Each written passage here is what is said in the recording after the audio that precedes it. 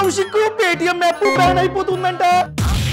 నేను నా చాలా డబ్బుని పేటిఎం మనీ యాప్ ద్వారా మ్యూచువల్ ఫండ్స్ లో పెట్టుబడి పెట్టాను. ఆల్రెడీ చాలా డబ్బు ఉంది. అదే విధంగా పేటిఎం యాప్ ద్వారా పేటిఎం గోల్డ్ లో పెట్టుబడి పెట్టా. నా డబ్బు అంతా పోయినట్టేనా? కూల్.